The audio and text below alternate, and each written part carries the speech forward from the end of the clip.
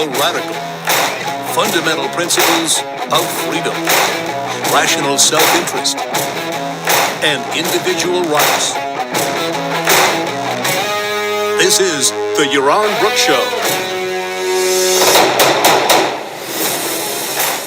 All right, everybody, welcome to Yaron Brook Show on this Friday. It's 10 p.m. where I am. I don't know about you guys. It's late over here, so I am in Tbilisi, Georgia. It's 10 p.m.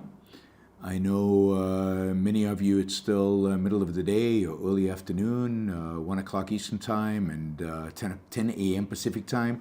So California is now 12 hours behind me. I'm rolling towards the end of the day, and many of you are just beginning. So it's a big time difference, and I guess it's pretty cool that I can be all the way in Tbilisi, and you guys are where you are, and it all kind of works. So we're doing a show today. I'm going to try to do a show tomorrow, and on Sunday we'll see how that works. Let me just turn this other microphone off. I think that's better. Again, appreciate you joining me. Now there is a little bit of a risk. I'm not sure how well the internet is going to work over here, so we will see how well that functions. Those of you on the chat, let me know if there are any technical glitches. I assume the sound sounds really good because I'm using these new mics that are really cool. But let me know if the picture's there, and if because I can't monitor everything on the small laptop screen. As I said, I'm in Tbilisi, Georgia. Last time I talked to you, I was in Bratislava, Slovakia. That was yesterday. Hard to believe. Seems like a week ago. Last night I flew into Tbilisi. For those of you who don't know, Tbilisi is like just south of Russia. It's between. It really is. Georgia is this little sliver that's between Russia and Iran. In between Georgia and Iran, you've got Armenia and you've got Azerbaijan. And there's Iran. So it's a tiny little piece of earth. It doesn't go quite from the Caspian Sea. The Caspian Sea is Azerbaijan, but it goes all the way to the Black Sea. It is a beautiful country, an interesting country, a country with an amazing winemaking tradition and excellent wine. They claim wine was invented here, that this is the birthplace of wine. They can take their roots of wine back to biblical times here, and indeed this place is ancient. It goes back to biblical times. So it's a fascinating place. It's not on many people's list of tourist destinations, but I enjoyed here. The food is good. The people are super friendly, and they put on great events for me. Today I did 3 talks. In the morning, I did a talk for the Georgian Bankers Association. That is the Association of Georgian Banks. A number of, I'd say, middle management, senior management, people from the different Georgian banks were there. I talked about the morality of finance. They seemed to really enjoy it, and indeed, they asked me to come back and said they would put on a bigger event in the future now that they know who I am and the quality of what I have to say. They recognize it as controversial, but of interest and interest to them. So that was in the morning. Then in the early afternoon. Now, right now in Georgia, just to give you context, students are still on winter break, so they only go back to school next week. So I couldn't speak at the university. At the university I usually speak at because the students weren't there. But they did organize an event for me at one of the local think tanks. We had a small group of people there where I talked about the morality of finance. That was kind of fun. We got into a big debate about religion versus objective morality. So that was good, a good event. And then in the evening, my friends at the New Economics Center, that's affiliated with the University of Georgia, put on an event. And in spite of the fact that students are on vacation, we had over 100 people there, and most of them students, a lot of high school students, which was fantastic. high school students, college students, some adults. I gave a talk on the history of finance as part of a lecture series that the New Economic School is putting together about the history of economics. So I gave a talk on the history of finance. I think I got, the response was terrific and lots of questions. The video of this talk, the talk in the evening, will be available in a few days, a few weeks. We'll upload it, and you'll get an opportunity to see it. I think you'll enjoy it. It was a lot of fun for me to do. Then, over the weekend, they are holding here the A is A Academy. A is A Academy. It's going to take 4 essays. 4 essays. We're going to talk about man's rights, the nature of government by Ayn Rand. We're going to do an essay that I wrote on inequality, and then the money speech by Francisco. So 2 essays on Saturday, 2 essays on Sunday. I don't know how big the group is. I think it's going to be a small group. We're going to basically sit in a big square. And I am going to manage a conversation about those essays. It's supposed to be very interactive. The students will have read the essays in advance. And we're going to just delve into them and dig deep into them and answer questions and go back and forth. I mean, how cool is that to have an opportunity to sit down with students, who are not students of objectivism formally, and talk about ideas, talk about Ayn Rand's ideas. So I'm excited about the weekend. It's difficult, of course, to do events, academic events over the weekend. So this is a great opportunity, and I'm super excited about that. So anyway, a full program in Georgia. And then on Monday, I'm still waiting to hear whether I'm going to Poland, but I expect I'm going to Poland and to give a talk about the war in Russia. I haven't heard about whether the university that was banning me, there was a university that was banning me because they assumed that I was pro-Russia for some reason, and anyway, I'm waiting to hear whether that'll work. Let me just see. I think that is.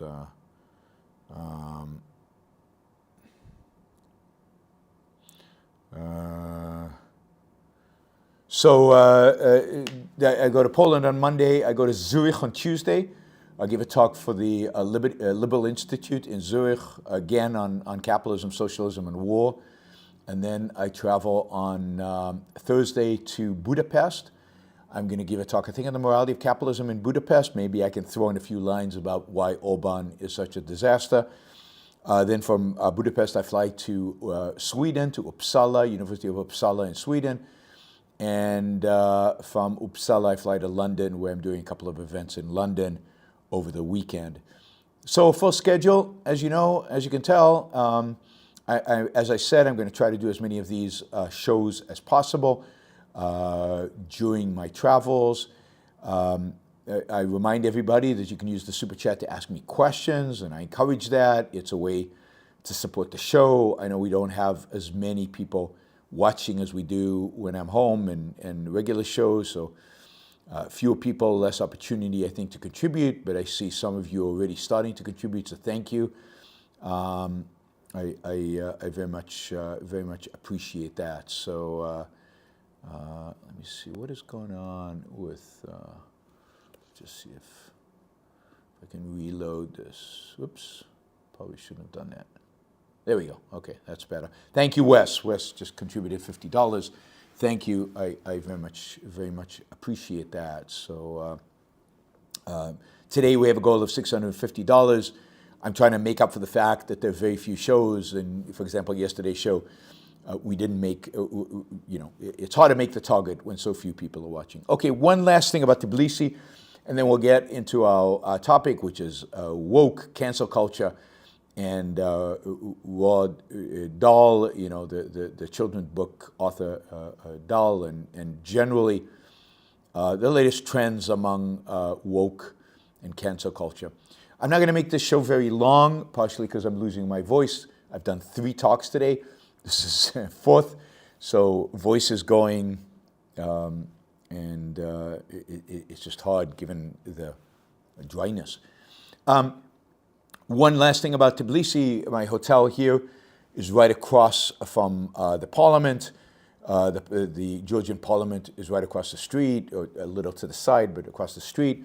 Tonight, as you know, and as I talked about yesterday, is the 1-year anniversary of the beginning of the war in Ukraine. There was a massive demonstration just out here. It's kind of wound down over the last 20 minutes. I think they went until about 10 p.m. and it wound down. But there were tens of thousands of people right outside my hotel, right over here towards the parliament, waving Ukrainian flags, waving Belarusian flags. I think there were a lot of refugees here, if you will, from Belarus, a lot of people who object to the authoritarian regime in Belarus, object to Belarus's support for Putin, who are here in Georgia. Of course, there were a lot of Russians that have escaped Russia to avoid being conscripted into the army. They are also, there are also people, the Ukrainians here who've escaped the war. But mainly it was Georgians, and Georgians came out to support Ukraine. I sit here in Tbilisi, and within an hour's drive, maybe 2 hours drive, but within an hour, 2 hour drives, there are Russian soldiers. Not that far away. Those Russian soldiers occupy 2 provinces of Georgia that they took by force in 2008 in a short war. That was stopped, I think the reason Putin didn't go all the way to Tbilisi, only because he worried that George Bush, who was quite supportive of the Georgians, would intervene in some way. So he stopped, but he still occupies. The Russians still occupy 2 provinces within Georgia, a significant portion of the Georgian land mass. And it's literally an hour or 2 outside of town, and you have Russian troops, Russian tanks, Russian border patrols. The Georgians know about the Russian threat to freedom, the Russian threat to liberty. The Georgians know what war with Russia means, and they also know that if Putin gets away with what he's doing in Ukraine, they are likely to be next. He's right here. He's not far. He would love to get all of Georgia. He would ultimately like to get Azerbaijan, where there's a lot of oil and a lot of the gas lines that are trying to, gas and oil pipelines that are trying to go around Russia, circumvent Russia, go through Azerbaijan. So he has a lot of interest in this region of the world. He is interested in Georgia's access to the Black Sea. There is a gangster and a mobster and a mafioso out there running a big country, a significant country, a nuclear-powered country in Russia. And the Georgians know what he's capable of, and they are incredibly supportive of the Ukrainians. The Ukrainian government is not. The Ukrainian government is more trying to have their cake and eat it, trying not to upset the Russians too much. Because they're afraid of the Russians and because they have a lot of economic ties with the Russians that they don't want to upset. But the Georgian people, I think, everybody I've met, 100% behind Ukraine. One of the interesting things is I'm meeting a lot of libertarian types, right, free market types in Georgia, and almost all of them, and this is true in Bratislava and in the Czech Republic, not all of them, but almost all of them look at me and ask, what is going on with American libertarians? How can American conservatives and American libertarians be pro-Russia? And my answer is the same. My answer is what it's been forever. And that is, the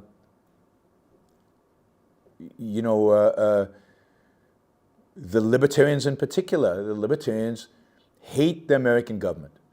They hate the American system of government. They hate the success of America. They hate the fact that here's a state that is being successful. They are true believers in anarchy. and they're haters of the state, any state that's successful. And indeed, they hate America so much that they love America's enemies. So the enemy of the enemy is my friend. If the enemy is the American state, they love America's enemies. And, the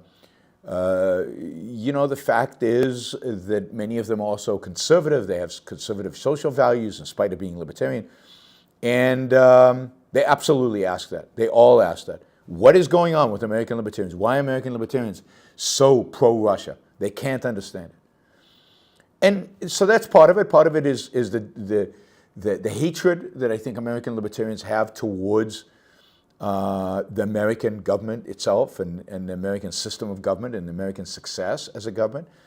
I think the other aspect of it is Americans are clueless. Americans are clueless. They have no sense of the world. They live in a little bubble. Most Americans don't travel. They live in a bubble where they pretend that the most evil regime out there is the American regime. They have no appreciation, no really estimation of the value that their own government, their own country represents. They don't understand the extent to which America is good, and they have no conception of what lack of freedom really is. They think they're not free because they pay income tax, which is true. They're not completely free, but wow, are they much freer than human beings have ever been in history. Wow, are they much freer than most people around the world. And they have no concept of what evil is capable of. They have no concept that evil people exist out there, that there are regimes that will slaughter and butcher and oppress anybody, that have no respect for human life, of their own people or of the people they're fighting. And this is why American libertarians in particular, are so anti-Israel, and they think the Arabs, the Palestinians are so wonderful, and Israel's so horrible. Because again, Israel's a regime that's been successful. It's a country and a government that's been successful. And it's a slap in the face to anarchists who think only anarchy can win. Now, again, not all libertarians are like this. There are many, many exceptions among American libertarians who understand that Russia is the enemy here, that Russia is the evil party here. There are many, many pro-Ukrainian libertarians. But the bulk of the Libertarian Party right now, and many of its chapters, if you follow them on Twitter, they are viciously anti-Ukraine. They buy into every piece of Russian propaganda. You see the same thing with conservatives.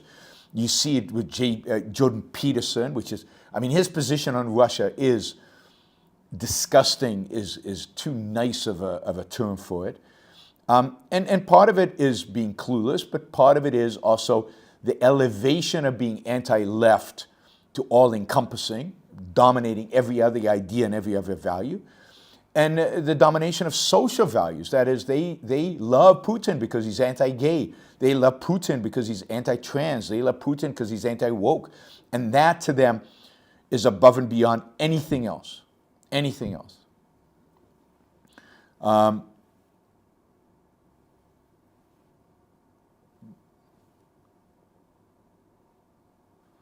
Yeah. Anyway, so these libertarians I speak to every day as I travel through Europe. So you can pretend that these are mythical libertarians, but I meet them day to day. I can give you names if you seek.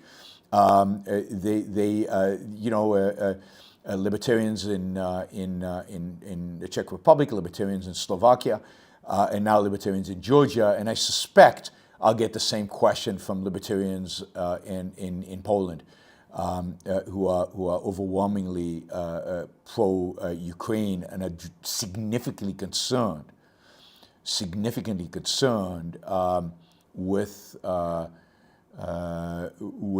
state of libertarianism in America and its decline into admiring fascists, admiring authoritarian leaders like Putin, and when it comes to conservatives, admiring people like Orban. We'll get to Orban in a second. I think I'll get a super chat question about him in a minute. All right, let me move away from that. That's just to give you an update on the state of. Oh God, I've got these nuts on my I'm glad you're European, but I can teach you something about European, at least some European. And to the extent, let me just say this, to the extent that European libertarians are pro-Russia, anti-Ukraine and pro-Russia, then a pox on all their houses. It doesn't surprise me.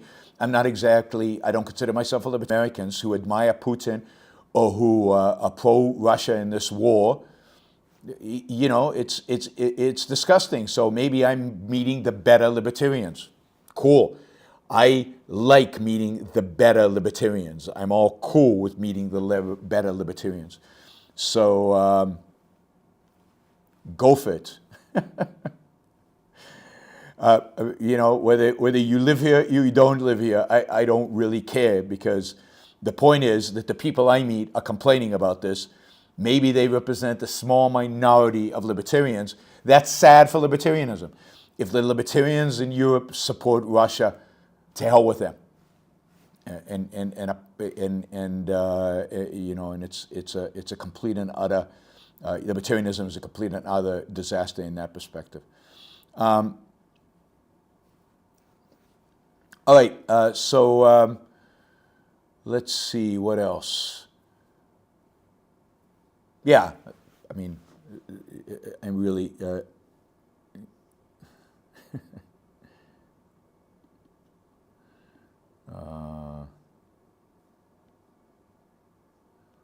Let's see. Yeah, and let me say, if you don't believe that American libertarians are pro-Russia, just check out the Twitter feed of the Libertarian Party. Okay, let's see.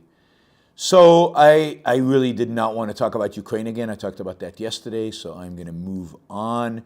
I assume everybody's seen the latest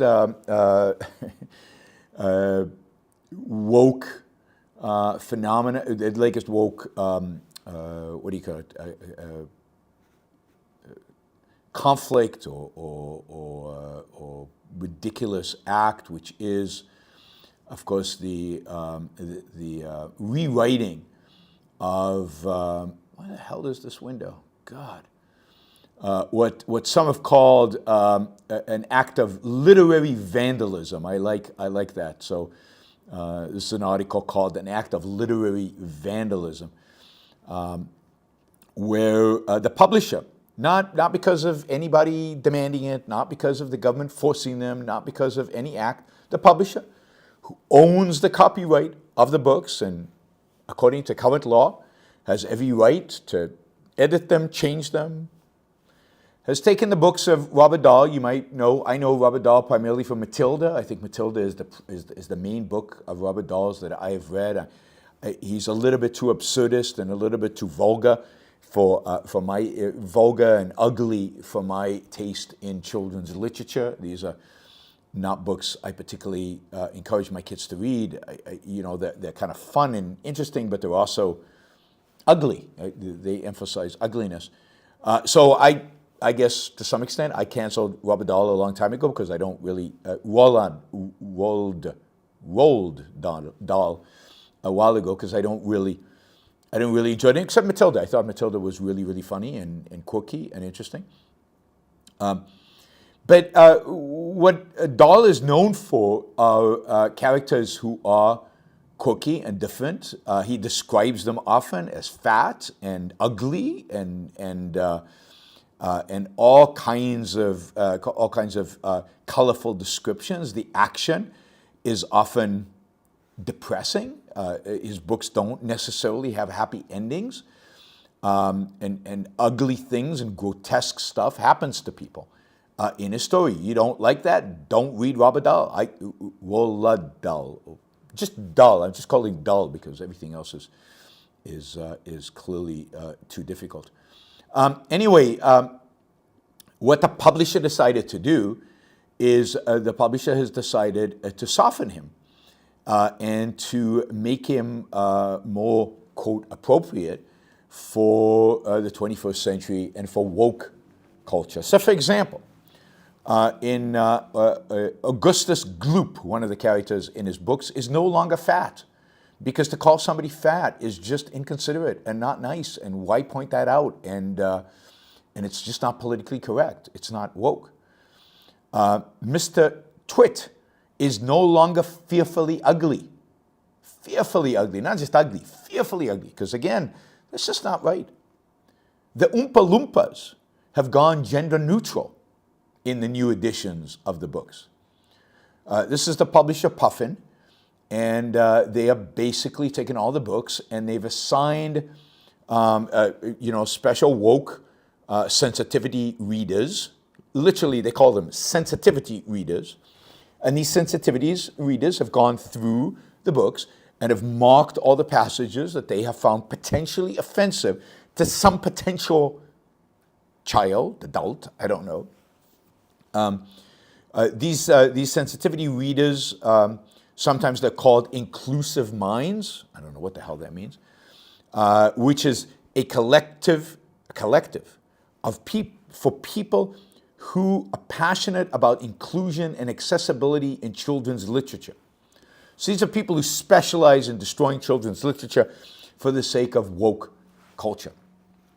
Now, so the company has reissued all of Dahl's books with these new writings. Let me read you a few examples of what they've done. So in the original, the 2001 edition, this is The Witches.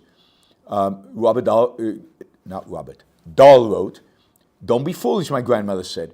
"You can't go around pulling the hair of every lady you meet, even if she is wearing gloves. Just you try it and see what happens." The new one says, "Don't be foolish," my grandmother said. "Besides, there are plenty of other reasons why women might wear wigs, and there is certainly nothing wrong with it." So the idea is, in the book, I think witches wear gloves and wigs, so now it doesn't want to suggest that every woman out there has a wig, so they make it explicit. Dahl would never write a sentence like, "There are plenty of other reasons why women might wear wigs, and there's certainly nothing wrong with that." That is not a Dahl sentence. That is completely out of character of his books. Another example from The Witches.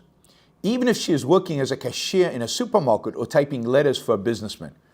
God, that's awful. That is a stereotype of a woman. You can't have that. So the new edition says, "Even if she is working as a top scientist or running a business." Another one from Matilda. "She went on olden day sailing ships with Joseph Conrad. She went to Africa with Ernest Hemingway and to India with Rupert Kipling." Right? So these are all authors. Joseph Conrad, Ernest Hemingway, Rupert Kipling. Now, of course, Joseph Conrad and Rupert Kipling are not PC anymore. They're not okay. You can't refer to them. They're both authors from the imperial past of Britain. They both can be interpreted as being racists. Not acceptable anymore. So the new version is, now of course this is Matilda reading books and going on trips because, the adventures through novels. I mean, that's a beautiful sentiment, right? In the new novel, it says, she went to the 19th century estates with Jane Austen. That sounds so boring. She went to Africa with Ernest Hemingway. Ernest Hemingway is still okay. You can all read Ernest Hemingway and still be okay. Don't worry.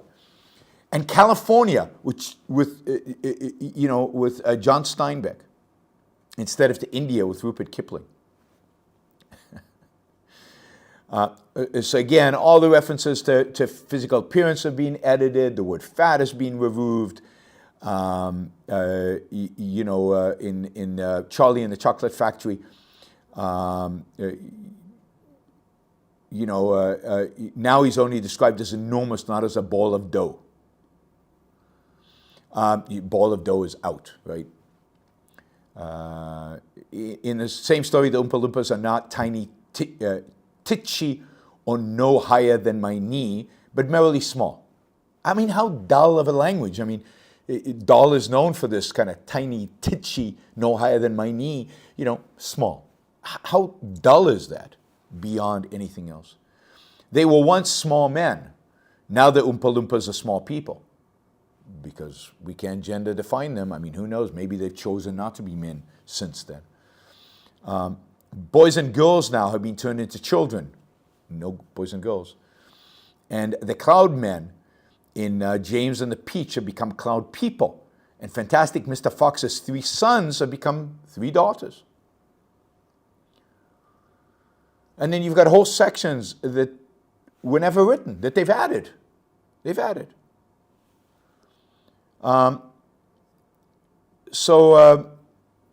This is kind of a corporation, a publisher, not under any pressure, as far as we know. Nobody wrote to them and said, man, I mean, maybe some people wrote to them, but not any heavy pressure to do anything. Decided of its own decision, supposedly to maximize audience, to complete a neuter, as they call it. What do they call it? Literary vandalism, to commit literary vandalism against Dahl by rewriting these books. It's just stupid and horrible and offensive and ridiculous, and you could go on and on and on. But there is real evidence, I think, and I've got, you can actually see some graphs and numbers. And it's not definitive, and it's still, questionable, because the seem, and I've said this on other shows, it really does seem that this wokeness thing has peaked. I mean, indeed, this Dahl, rewriting of Dahl's book has irked not only conservatives. Indeed, conservatives are some of the quieter voices with regard to Dahl. And it's not just kind of the Barry Weiss center left. You're seeing even some of the people who consider themselves woke. You're part of the academic movement that led us to the place of woke that exists today. Even they are criticizing it. I think this is one of the first examples where we're seeing even people on the left that in the past have just gone with anything, saying, wait a minute, maybe this is too far, maybe this is too much, maybe we've crossed. We might have approached peak woke. Now, peak woke is measured by certain things. I think 2 things are going on here. One, we've probably reached peak of absurdity. We've probably reached peak of just number of offenses and number of incidents and the number of publications and the number of books. The flip side of that is that some of the most damaging things that woke have brought into our life, into our management, into the way we run our businesses, much of that has been normalized. I don't think DEI standards at businesses for hiring are going away, although, as I'll tell you in a minute, DEI departments in many tech companies are shrinking significantly. I think, I've talked about these DEI statements that new faculty at University of California have to make if they're going to get a job.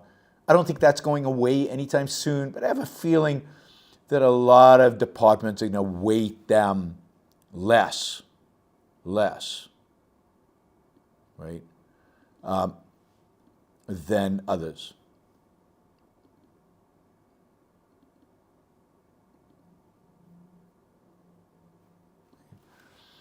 And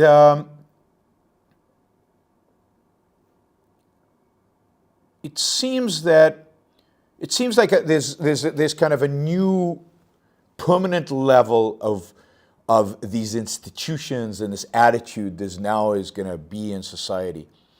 But that the real nuttiness is probably peaked and over with. I think maybe a good representation of that is the resignation of the Prime Minister, or the First Minister, I don't know how they call it, I think they call her the First Minister of Scotland. The fact that even in Scotland, as left-wing as it is, as social as it is, as crazy as it is, their whole attitude towards the whole issue of trans was so absurd and so ridiculous and so over the top that basically their First Minister had to resign over it just a few days ago. But there is an article out there by a guy named Musa El-Ghabi, who is an academic, and he has just documented the fact that by many measures, almost every measure that is quantifiable, the whole woke issue peaked last year, 2 years ago, in 2021. Now let's start just with a little bit of background on the whole social justice woke issue. This really came about, really started to see a shift towards heightened identity politics, primarily focused on sexual, race, gender, heightened sense of social justice, primarily in areas like tech, finance, education, journalism, art, entertainment, design, consulting, and primarily led and driven through the universities. We started to see that in about 2011. We started to see the shift. I think the first real movement of the 2011, and then it continued with the with the post-Trump resistant movement, and it culminated, I think, with BLM in 2020, and everything happened after BLM. So the first thing you can see is post-2011, you see dramatically heightened protest movement, active protest, an entire, if you will, professional class and others that now are dedicated to, to the idea of protesting all the so-called social injustices that are going on. And really, protests in the name of social justice, in the name of DEI, in the name of wokeness, really peaked with BLM. They've never achieved the BLM level post-BLM. Now, there hasn't been an event to stimulate it, but that was really the peak. It also was the peak of, I would say, the peak of acceptance in American culture of the whole woke agenda. I think when BLM started, people saw the pictures of George Floyd murder. People were very upset, and people who weren't typically far left and were typically pro the whole, even Occupy Wall Street or even any of the kind of other big-time leftist agenda,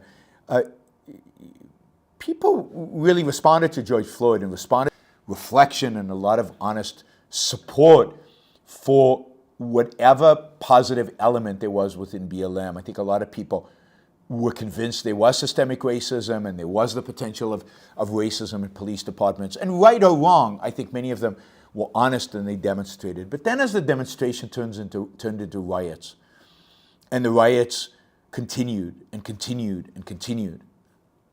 And as data came out about maybe America is not as racist as some people think it is, a lot of people turned away from BLM. And I think really, the beginning of the end of the beginning of the descent of the whole movement starts with the BLM protest. It was the peak, and since then it's been in decline. And a big part of the decline is people being disenchanted with it.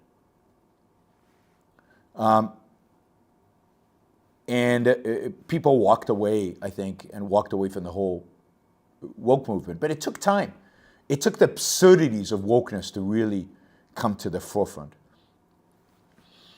During the same period of time, 2011 to 2022, there was a significant unrest within the economy, within institutions, in finance, in journalism, in tech, in social media.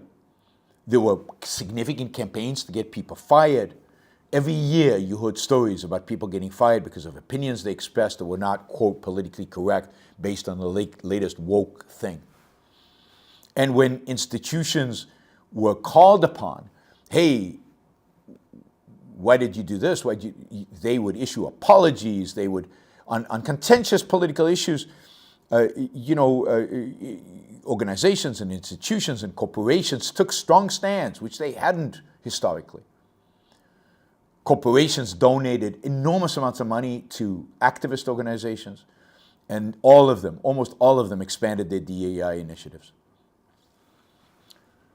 And in terms of output, in terms of what was printed on printed in newspaper, on television, what was said in books and academic scholarship, issues of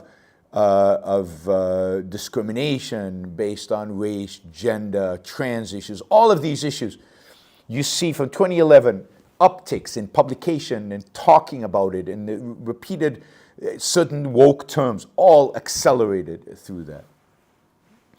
And you see this even before Donald Trump was elected, and then accelerated once Donald Trump was elected. The entertainment business became more and more woke, and you saw more and more movies and TV series that pandered to the woke crowd. You saw more and more cancellation campaigns against actors, producers, writers who didn't fit into the mold exactly.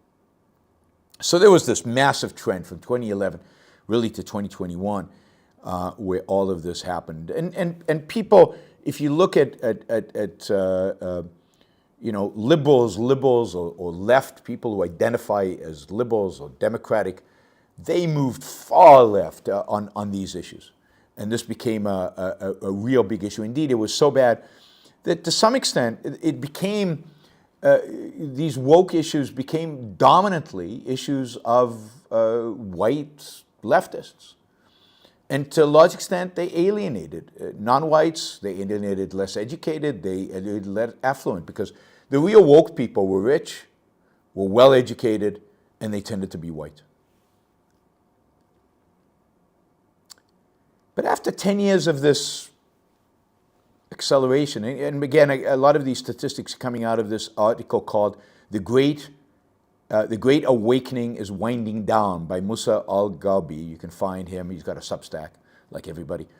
And he makes the argument that this has peaked now, that this unrest is gone. If you look at the number of scholars under fire, the number of scholars that are being attacked, the number of scholars that are being threatened. So if you look at incidents where students are targeting scholars, or petitions against professors, or sanctions against professors, or most dramatic, where professors are being terminated, all of those peaked in 2020 or 2021. 2022 is a down year by every single one of those measures. Indeed, I think a good example of this is the uproar in Hamlin College about the showing of the Muslim, of the painting of Muhammad. Yes, Hamlin College landed up firing the professor. But you know what? Almost everybody, left, right, and center, objected.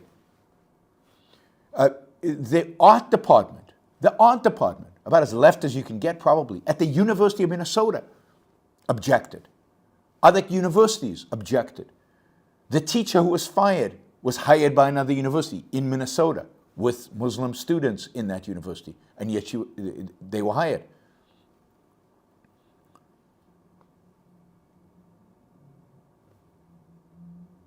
So there's a real shift. I think if that incident happened 2 years earlier, they would have fired the professor, everybody would have supported them, and they would have been quiet. But the fact is, in this case, even the New York Times came out against it, multiple publications came out against it. Again, that unanimity of wokeness, that unanimity of ideas from the left, to a large extent, that has disappeared. That has gone away. If you look at data that looks at cancel culture incidents from 2010 to 2022, by all measures, it peaked in 2020. Again, some peaked in 2021, but by 2022, they were all down. Indeed, they're down to 2019 levels in some cases, even below 2019 levels. They're certainly not back to 2010. And they're never going back. There's some new normal that is going to be established, but they're definitely done. If you look at scholarships, publications focused on bias and discrimination from 2000 to 2022, being going up and up and up and up and up, and then they peak in 2020, and they've been coming down slowly. Slowly, they're still high, still way too many publications that publish about bias, but they're nowhere near as sexy of a topic, as viewed as crucial as a topic as they were before.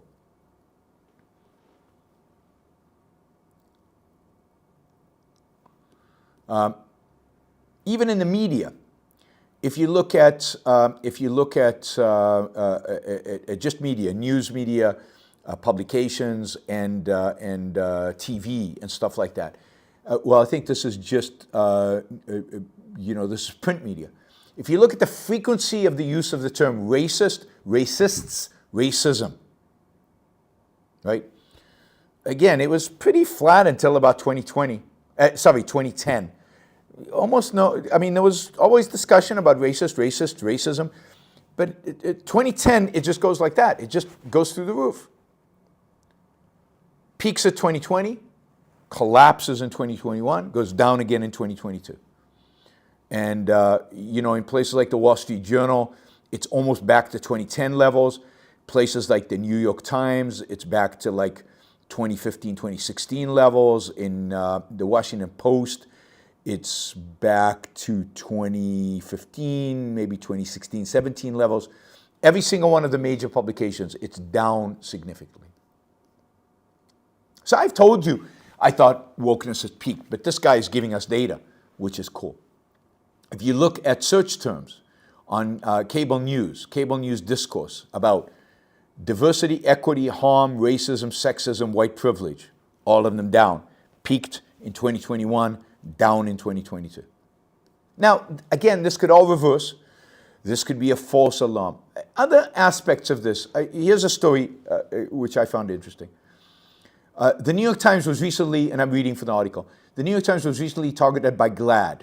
This is one of the, I guess, pro-trans groups. In an open letter signed by dozens of celebrities and thought leaders, primarily for publishing stories about transgender issues that included perspectives of people who did not simply celebrate and affirm progressive activists' preferred narrative. So they were attacked. The New York Times is attacked by all these celebrities and even writers at the New York Times that they're not pro-trans enough, that they're trying to be objective and presenting non-pro-trans views at the same time.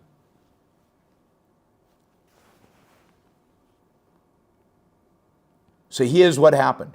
Like in the past, the New York Times would have said, sorry, we'll fix it, fired a few reporters that wrote those stories and hired new people. But this time, instead of an apology, and instead of saying they'll do better, or firing people, benching people, reassigning people, instead of all that, they wrote the following. Quote, we received the open letter delivered by GLAAD and welcome their feedback.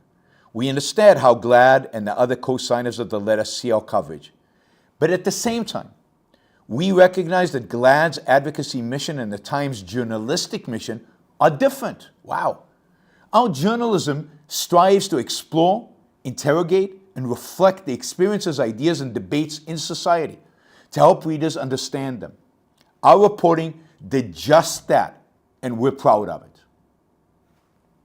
That's pretty cool. That's a good response. Now, you could question whether the New York Times lives up to its own standards, and you should.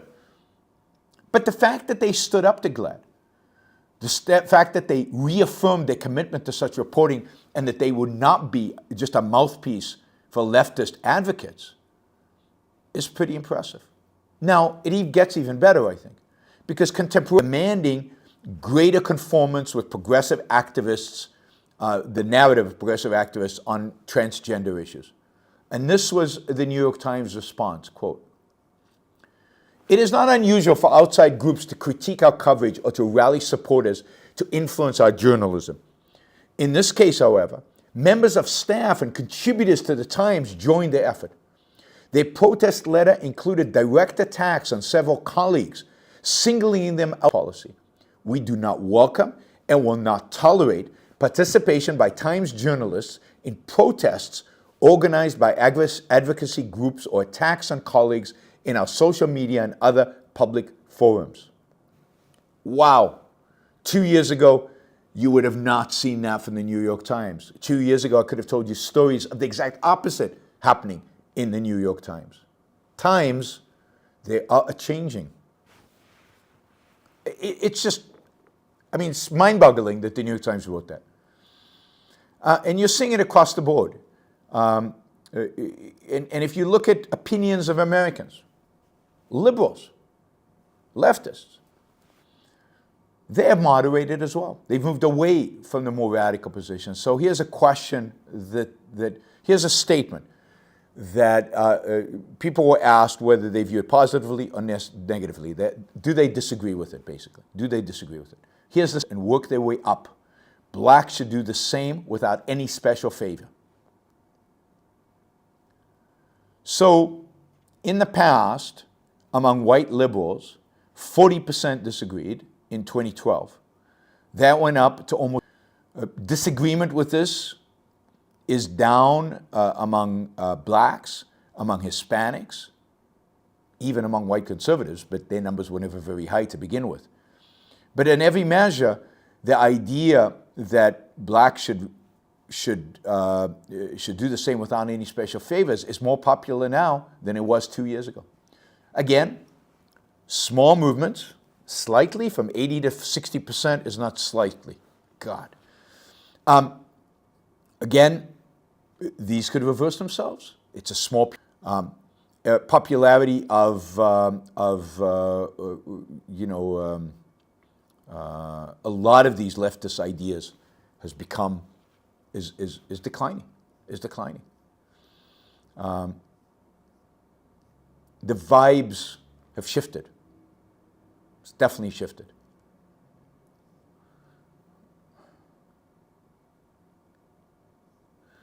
Let's see. And we're seeing it in corporate America as well. I think I told you last time that when you look at the big tech layoffs that have happened over the last few months, many of them now, companies are changing their attitudes towards DEI and towards woke. Take Netflix, woke as possible. But then, when workers at Netflix attempted to cancel Dave Chappelle in late 2021, the company didn't support them. They didn't apologize. They didn't cancel Dave Chappelle. And on the contrary, executives issued a memo informing protesting employees that if they weren't open to publishing content they disagree with, they should quit. When they did layoffs, a lot of the employees that complained about the Dave Chappelle thing were fired. At Disney, had PR controversies around Disney in Florida, but they made all these movies that were super woke and super everything that did very, very badly in the box office. Guess what happened last year? They fired their CEO. Bob Chapek was fired. Ex-CEO Bob Iger came in, immediately was more conciliatory towards the whole culture wars, acknowledged that Disney and its employees have maybe different values, that much of America promised to try to accommodate the values of a wider spectrum of Americans. Disney had seemed to supposedly making efforts to have a broader reach and appeal to a broader segment of the audience.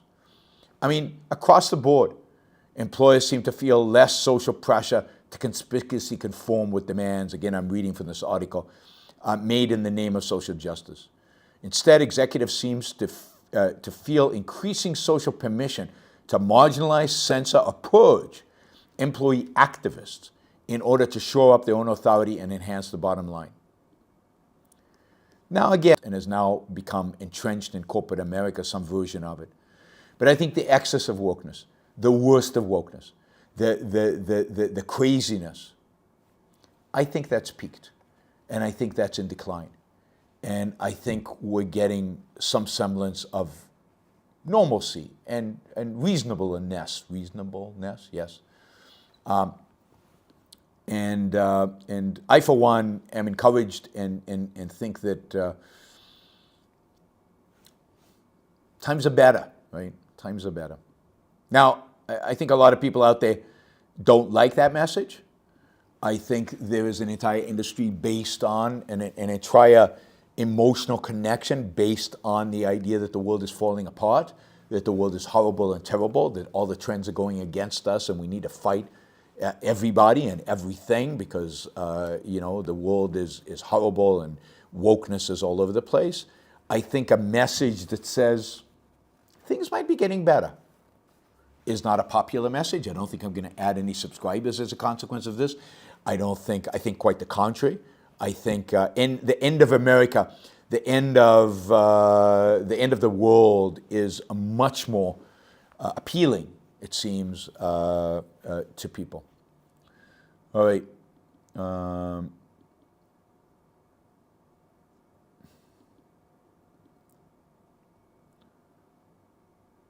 Yeah, things are better. Definitely things are better. And things are going to get better. All right, let's see. Well, things are better for productive people who earn a good living, and because woke canceling are in decline, for all the reasons I gave during today's short presentations. All right, let's see.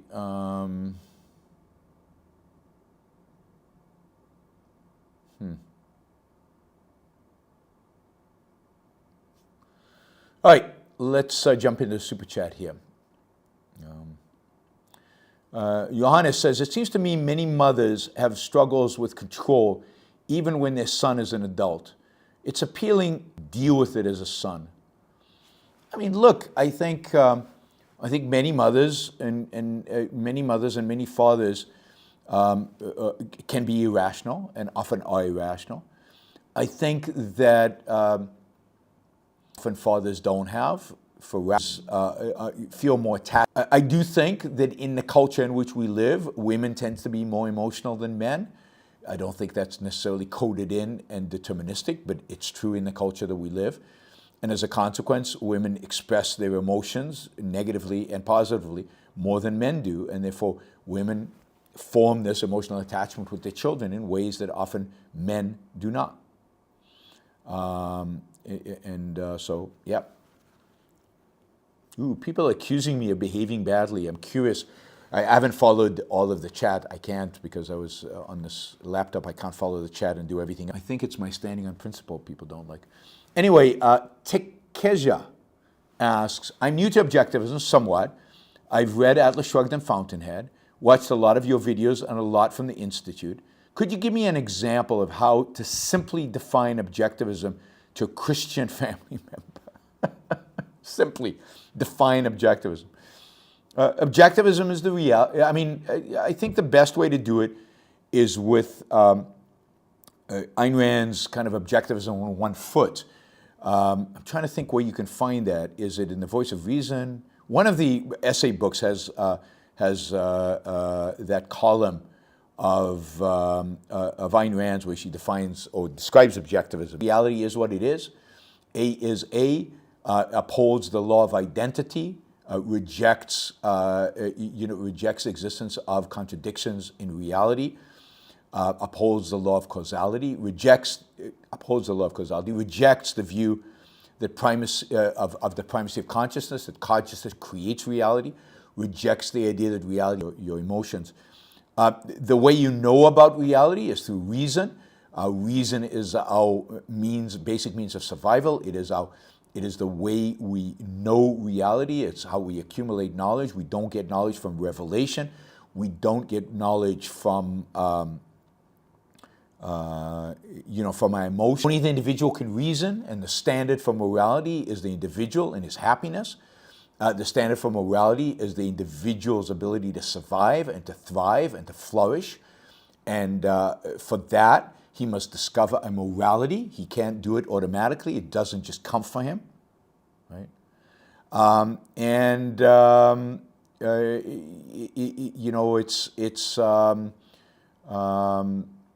Objectivism is the philosophy of egoism, of an individual living for his own life, for his own flourishing, for his own living a full life. Objectivism rejects sacrifice for other people and rejects sacrificing other people for yourself. And finally, politically, objectivism is for capitalism. It rejects individual rights and the ability of the individual to live by his own mind, pursuing his own values, a rejection of socialism, a rejection of fascism, a rejection of all statist ideologies and statist methods, and embrace of limited government, limited to the protection of individual rights. Okay, let me address this issue in the chat. Armin, thank you, really appreciate it. Armin came in with $100. Let me just address this issue that Abu Yin makes. He is calling me a sectarian. I am a sectarian. I think that objectivism is the right philosophy. I think that there are many libertarians out there that do damage, dramatic, significant damage to the cause of liberty. I think libertarians who support Russia are causing us real harm, and they should be repudiated, and they should be condemned, and they are no friends of liberty. I think that the Hopperian and Rothbardian views of anarchy are destructive to the cause of liberty, and people should not support them, should not embrace them, should not endorse them. I understand that a lot of people are anarchists out of what I think is an innocent mistake. I don't condemn them, but I think many are not. Many of the intellectuals are not. And yes, I reject them. I do not believe in big umbrellas. I do not believe in incorporating that anybody who puts a sign on his forehead saying liberty. I have high standards, and people I cooperated with, people I work with, people that I'm going to fight the battle for liberty and freedom, they're going to be people who live up to those high standards. And I'm not interested in those people who not only don't live up to those high standards, indeed reject the high standards. So I have nothing to do with Putin lovers. I have nothing to do with Orban lovers. I have nothing to do with lovers of real anarchy. And so I don't think it's an insult to call me a sectarian. I think it's the only way liberty will win is if the holders of liberty hold it consistently, if the holders of freedom and liberty understand what it means and are willing to fight against anybody who opposes liberty and freedom, even if those people appear superficially to be on their side and to be allies. To hell with you.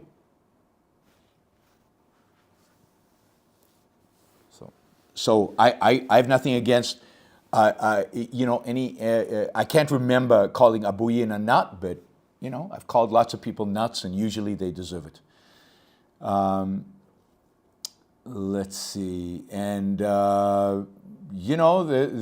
many people hold crazy ideas. Take your craziness and go somewhere else. I'm not interested in being with you. I once said, the battle for liberty is a tough battle. Liberty is a game. I don't take it as a game. For me, it's a life or death struggle and battle. The people I have in the trenches with me marching up that hill to capture, I want them to be back. I want them, and if people I don't like, I'm not going to trust. So there it is. I'm not saying I didn't call you a nut, Abu Yin. I just don't remember. People by names like nuts, mistaken. I can't remember when I spare me of trying to convince anyone that nut is not an insult. No, nut's an insult. I meant to insult. Whenever I called somebody a nut, I meant to insult them. It was not intended to be not an insult. I just don't remember why I said it about you, and I don't remember what the cause was. But my expectation is that I had a good reason to call you a nut. And I don't have any problem with insulting people. Do you have a problem with insulting people? Anyway, some people deserve to be insulted. I expect that, Abu Yin, you deserve to be insulted when I said that. And you don't, and I have no problem with that. All right, anyway, let's go back to the Q&A, the super chat. By the way, we're about $237 short of our goal. It would be great if we could reach that goal. Again, you're helping fund my trips. You're helping fund the fact that I'm not doing all those shows instead of traveling, but you will see all the videos of all my presentations, but those don't usually get super chat. We need to exceed expectations to make up for all that time. All right, anyway, some sense of endgame in Ukraine before more support. Does it have any logical appeal to you in the sense of no foreign entanglements? Absolutely, we should have an endgame. The endgame should be the complete and utter defeat of Russia in this context, that every last Russian game, I think the United States should keep itself short of sending troops to Ukraine, and I think it should be short of sending troops to Ukraine. and short up bombing Russia. I think the troops. I don't think Americans should be in a position of killing Russians. And the only reason I say that is because of the risk of nuclear war. Russia will engage in nuclear war and defend Russia itself. So I think as long as Russian out of there, I think we should give them the weapons necessary to do that. Reduce their capability of actually defending themselves from the Russians. If Ukraine had nuclear weapons, the Russians wouldn't be doing what they're doing today. Hunter asked, I think it's because it hurts the poor the most. They would say yes. I think that's right. This is advocacy for capitalism out of altruism. And that is not sustainable, and it doesn't hold up. It doesn't hold up logically, and it doesn't hold up in reality. Those people don't stay supporters of capitalism.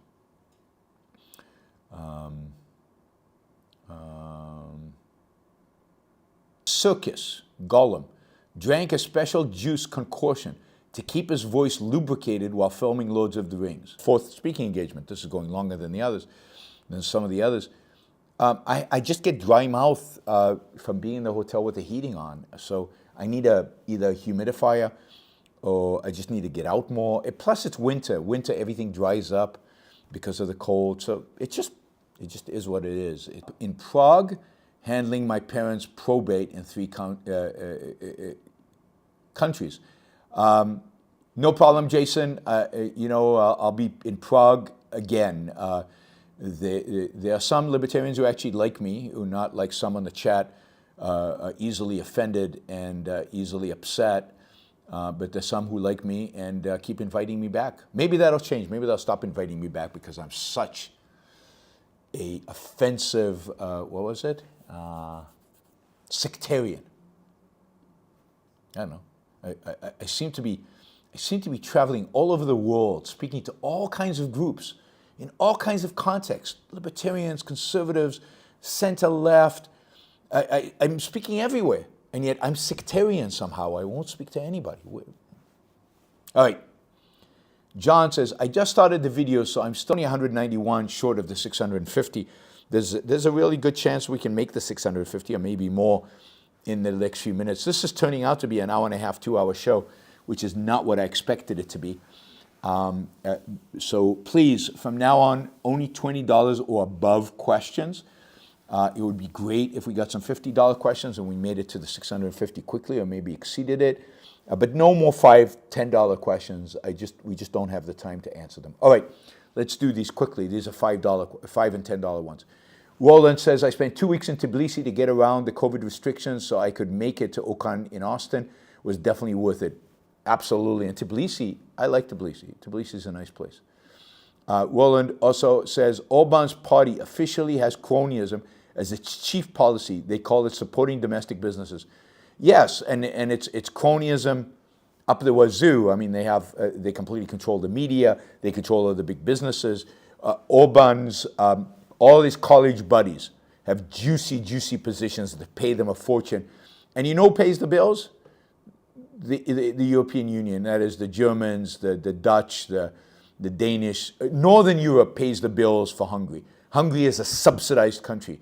However well or badly, the Hungarian economy is doing, it's because they're basically dramatically subsidized by the European Union and basically by the Northern Europeans. It really is an ugly scenario. I mean, Hungary should be kicked out of the European Union. Michael Sanders, why do you say guys like Bill Gates and Steve Jobs will succeed no matter what system we live under? Once your IQ exceeds 160, nothing can stop you. I don't say that Bill Gates and Steve Jobs will succeed no matter what system they live under. I don't think that's true at all. I think that in feudalism, they don't necessarily succeed. I think that in many systems, in communism, they're probably in the gulag and killed. I don't think it's true that once your IQ exceeds 160, nothing can stop you. I think under many systems, when your IQ is 160, you're the first one to be burnt at the stake. Or most people born with an IQ of 160 in primitive cultures, nobody even knows it. Nobody cares. Nobody discovers it. They just die just like everybody else. Most of them don't make the age of 10. Over 50% of children born in such societies don't even live to the age of 10. Of course the system you live under matters.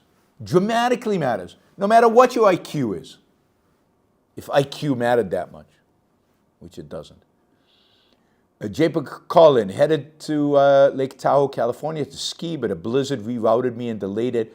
I hope your travels continue to go well and stay safe. Any skiers in the chat? I'm sure there's some. Good luck getting to Lake Tahoe. I heard there's a massive storm going through. The snowpack is even bigger now, but when you do get up there, the snow will be fresh. It'll be fresh powder, and it'll be fantastic skiing. So enjoy, Jacob. Michael says, how do you deal with handling weirdos at conferences or Q&As? We live in such an irrational times. You must encounter obnoxious and difficult people quite often. I'd actually say that the number of obnoxious and difficult people has come down. There used to be a lot of crazy people coming to objectivist conferences and objectivist talks. I mean, real nutcases, people that were certifiable. It's gotten a lot better. Questions are much better. The level of the intelligent questions is better. The number of sane people is greater. So I'd say it's quite the opposite. I think the number of people coming to our events, my events, is far higher. This level of sanity is far higher today than it used to be. I just had an event here in Tbilisi, 100 people, at least 100 people in the audience, very young, fantastic questions, fantastic engagements. People's really engaging and interested and passionate. I don't know why you guys are so pessimistic. Michael says, has conservative talk radio been any semblance of a positive force for capitalism and freedom, individual responsibility in the culture, or have they been largely useless, pushing us into fascism? I think they were somewhat useful in the 1990s. I think the young Rush Limbaugh was generally useful. But I think that ultimately they became useless and worse than useless, pushing us into mindlessness. I think the blind support of Donald Trump, whether before he was elected or after he's elected, within their own listeners, led us to Donald Trump, made Donald Trump in many respects possible. I think thousands, Rush Limbaugh lost it completely and became just a tool of the Republican Party. I think generally the Obama presidency, Republicans and conservatives and talk radio lost it. They became so fanatical, so anti-Obama that they just became mouthpieces for the worst elements, particularly the early 90s. I found it boring by the interesting and exciting. Overall, ultimately, Limbaugh, no, I don't think so. I can't imagine she would have. Michael says, it's infuriating how many people view slavery, sacrifice, and being ruled over. It's infuriating how many people view slavery, sacrifice, and being ruled over to working, coming together. So views is the same thing. Yeah, I mean, absolutely, it's infuriating. What is the tipping point, Michael asks, what is the tipping point when the government has become a net rights violator rather than a net rights protector? It really, when there is a one-party system of government, and when they have political prisoners. Those are the three criteria that Rand used. I think any one of them is enough, but two out of the three is plenty to say we're not free anymore. Josh Meyer writes, travel to Cape Town, the South Coast, and Johannesburg in July. We'd be staying in nice places and with family. I think yes. I think if you know where you're going, if you have people picking you up at the airport, locals picking you up in the airport that are only going to travel through the safe neighborhoods, then yes. I mean, Cape Town, I think, is the murder capital of South Africa. You definitely need to be careful where you go in Cape Town, but if you stay in the nicer areas and the tourist areas, Cape Town is one of the most beautiful places on planet Earth. It's truly beautiful. Again, the same in Johannesburg. I would say just be aware, be alert at all times, same as you would go if you went to Brazil, and let people who know the place guide you through it, and stay in really nice places in really nice areas. And be careful when you drive around. I mean, I drove all over South Africa by myself, but that was in a different time, in a different era. I think things are much worse today. Michael says, so intellectuals know deep down that Ayn Rand will be their undoing? Some. Yeah. I think some do. That's why they either attack her viciously, or some of them even express some mild support. Yes, I think some of them do. Gail asks, educating children this way, and of course we get the politicians we deserve. Yes, absolutely, Gail. Michael says, how did children turn evil?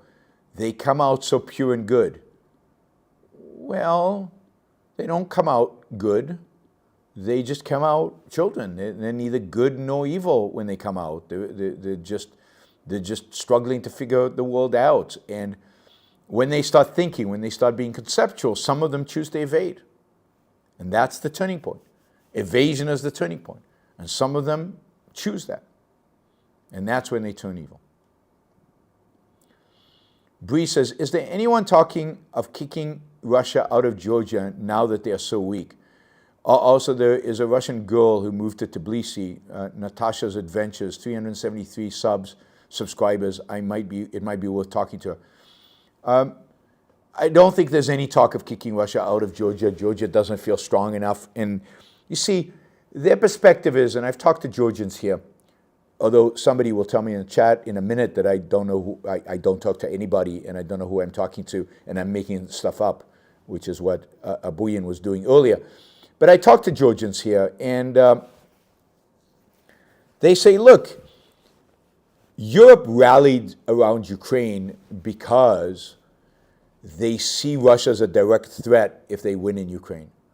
It's not clear the world will rally around Georgia. It's not clear that the Europeans will care about Georgia. Georgia's far from Europe. Georgia doesn't have a border with Europe. The only ally Georgia could hope for in this area is Turkey. And who wants Turkey as an ally exactly? So Georgia doesn't feel confident enough to take on the Russians. So I don't think there's any talk about that. And by the way, there are lots of Russians here in Tbilisi. A lot of Russians who've escaped Russia are here in Georgia. JJ Jigbees says, do you think the Dahl estate is just trying to get ahead of what they perceive as Dahl's inevitable cancellation and therefore declining book sales? It's a marketing move made out of fear? No, I don't think so. I don't think, first of all, I don't think the estate is involved. I think this is purely the action of the publisher. I think the publisher thinks that they need to be woke. I think they initiated this. They brought in these sensitivity readers. They thought they were doing, quote, the right thing. They thought they would be, that the establishment, the leftist establishment would praise them. It hasn't. And they thought it would be a good marketing move. I don't think there was any effort to cancel Dahl. This isn't a response to some movement. The number of people that care about this nonsense has always been small and still is very small. So no, I think this is a publisher being overzealous.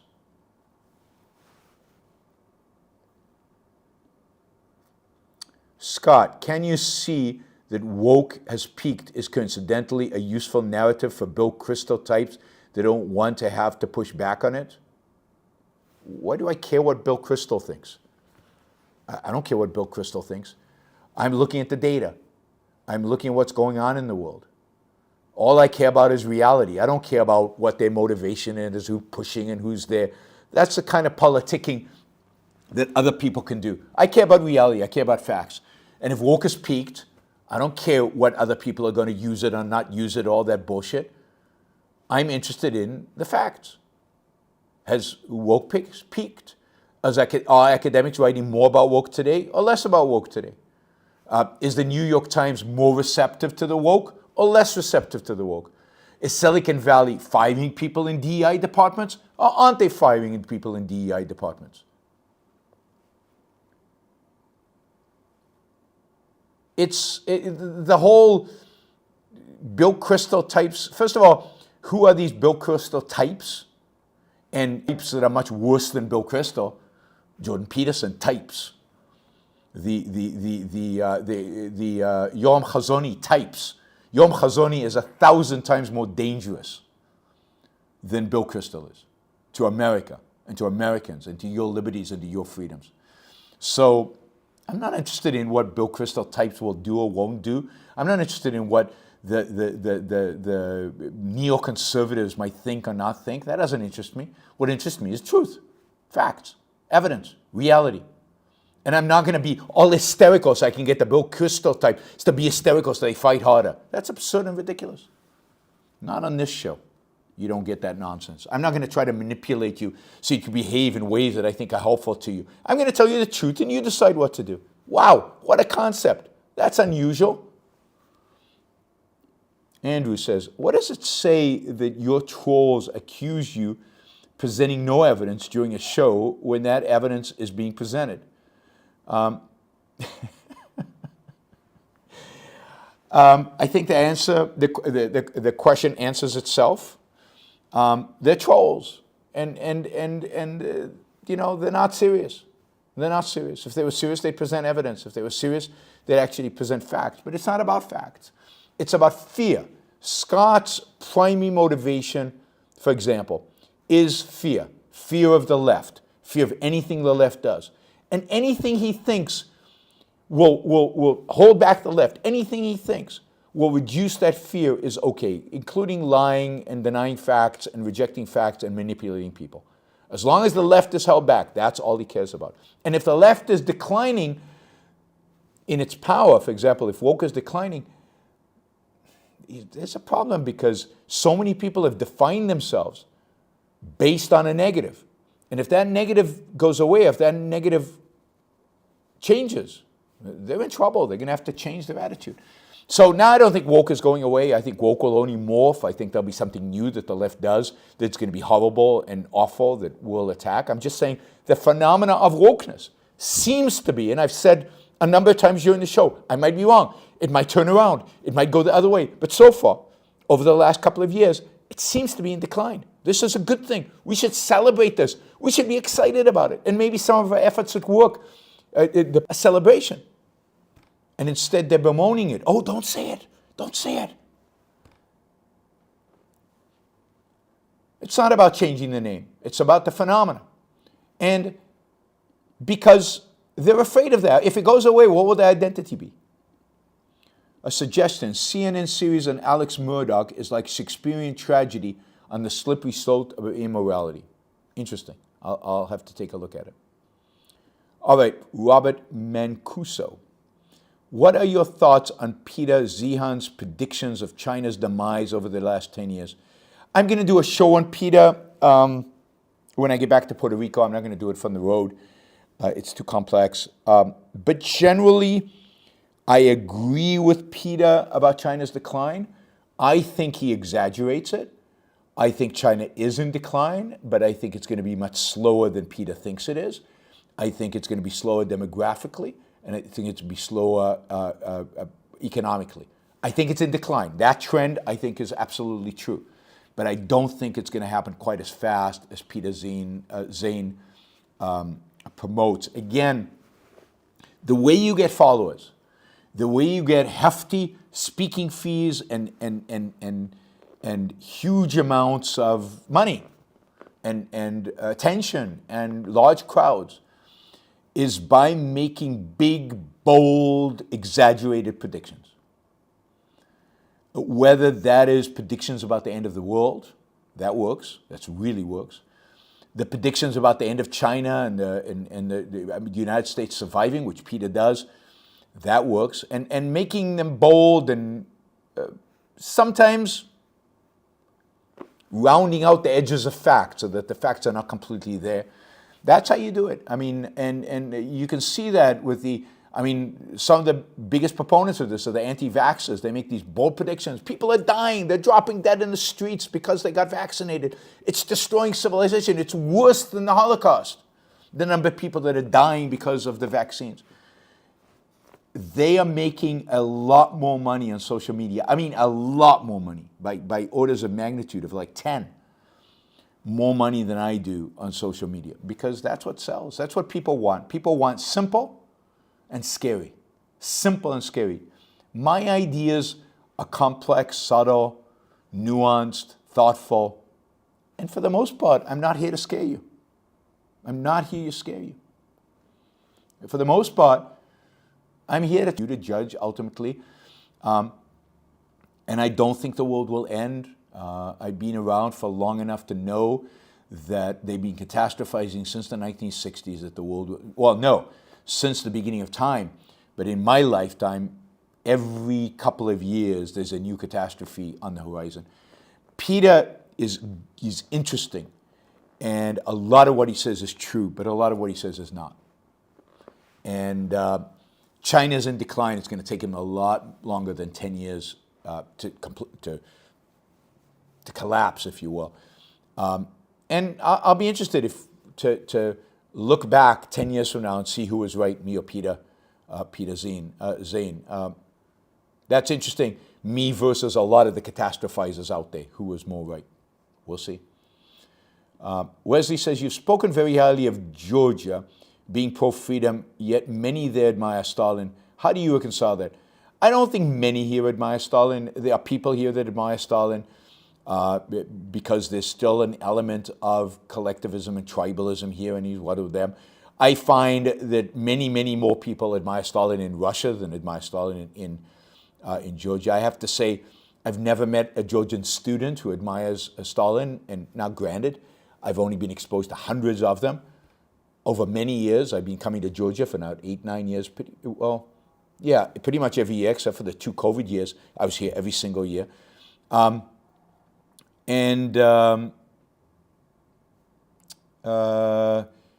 It was, so I have not been exposed to the lovers of Stalin, yet I've been exposed to a lot of people who hate Stalin, who know a lot about Stalin. But there is a Stalin museum and people go there and stuff, so I'm not saying it doesn't exist. I'm just saying I don't think it's a dominant feature in the culture, at least as I've seen it. And I don't think it's a significant number. And it's the largest chapter of Students for Liberty, certainly in Europe, it is in Georgia, in spite of the fact that Georgia is a tiny little country. Typically has over 1,000 students, sometimes 1,500. The regional conference they have here in Georgia has more students attended than the big pan-Europe.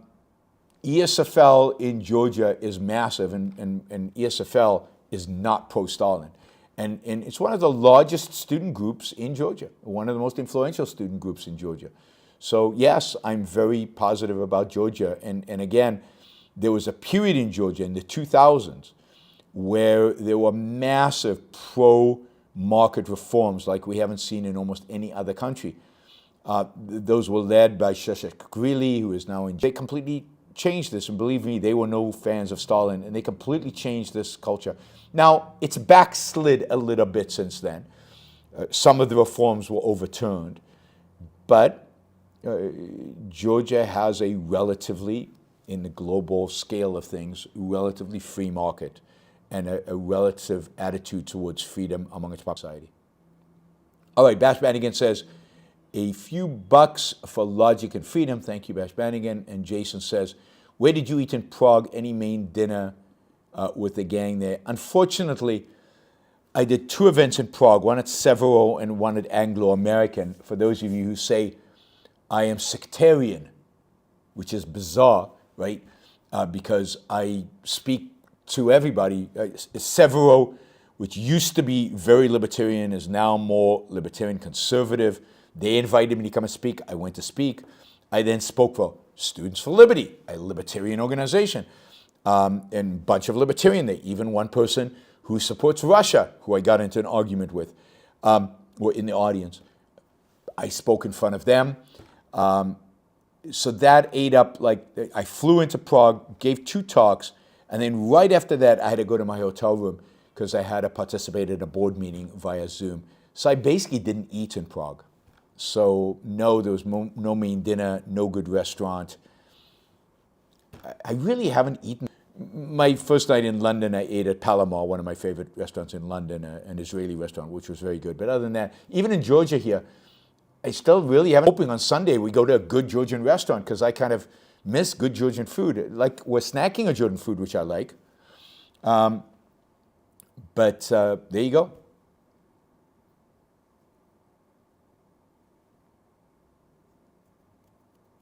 Speak in front of large numbers of broad groups of people. And when the anarchists in Prague try to argue with me, I told them what I think. And when the Bitcoin fanatics in Prague told me tried to argue with me, I told them what I think. But I don't hide in any kind of cloister. I don't go and hide from debate. I don't hide from controversy. I don't hide from people criticizing me. I go into the battlefield. I go where they are, and I engage with them. I don't know what sectarian means. I'm sectarian in some sense that I believe there is a truth, and most of the people out there, including most libertarians, are wrong about what it is. I also, in the battle, I want people who side with me, but I also realize that to get people on my side, I'm going to hand, you call me sectarian, then how do you explain me talking to all these different groups? And then if I say, that's a fact. Ooh, wow. Some alt caps are better than others. Some end caps are better than others. That's absolutely true. That's why I'm debating Brian Kaplan on anarcho-capitalism in September. Right? It keeps getting delayed, not because of me. I'm debating him. What more does some of you want? It's mind-boggling, right? The silliness of kind of the criticism on here.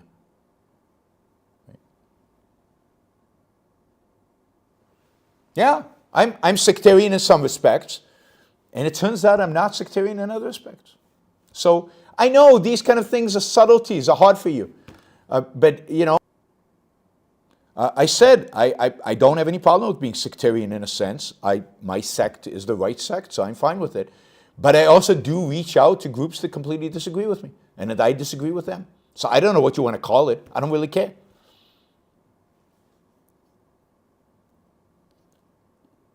Are we still on? Do you guys still have a video? Kudababa says the video is gone. Okay, Martin Anderson says, I enjoyed the event in Bratislava this week. Thank you, Martin, for being there. Really enjoyed meeting you and seeing you. The talk was excellent. Thank you. Even though it wasn't all objectivist. I didn't just speak to my sect. Also, great with high-quality recording and for sharing. People seemed more interested in tuning in when I told them I was there live. Excellent, Martin. Thank you for sharing. Thank you for being there. It was really cool. Thank you, Martin. Harper Campbell says, I'm trying to find the video of you fighting with Bill O'Reilly. Does AOI have it? Can you post it? I don't have it. Bill O'Reilly took all those off. I appeared on Bill O'Reilly maybe 5 times, and at some point all 5 were on YouTube, but they were all taken off by Fox. So they've all disappeared. I've been on Neil Cavuto many, many times. I've been on Fox many, many times on CNBC. Unfortunately, I don't have copies of them. I can't put them up. I'm not sure if I have the copyright to put them up. Probably don't. I also, so I did a ton of media on Fox and CNBC in the 2000s and early 2010s until Fox banned me in 2012. And but that video is not available on YouTube, and I can't put it up because I don't have the copyright, which is unfortunate because I think a lot of that video is CNBC who disagree with me, and I still went on. I know, it's shocking for a sectarian like me. All right, thanks everybody. I appreciate the support of the Super Chatters. We did well, even though we didn't quite make our target. We did pretty well, we're 140 short. Yes, I want to remind you, you become monthly contributors to the Yaron Brook Show by going to Patreon, Subscribestar, or yaronbrookshow.com/support. You can do it through PayPal that way.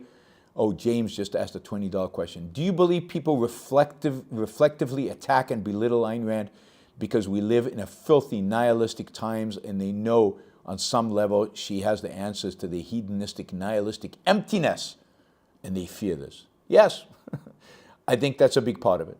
I think that's a big part of it. And I think people attack, not to compare myself to Ayn Rand. I'm not comparing myself to Ayn Rand, but I do, but it just created the thought in me that people in this chat attack me and they ridicule me because they find you know, somebody who thinks and who tries to discover truth and is nuanced and tries to be nuanced in a sense that thinks not in a tribalistic kind of way, but applies reason to the facts of reality, and yet is principled, they find that just difficult and a challenge to their own way of thinking. And it's easier just to lash out and attack than actually engage in a discussion. All right, guys. Thank you.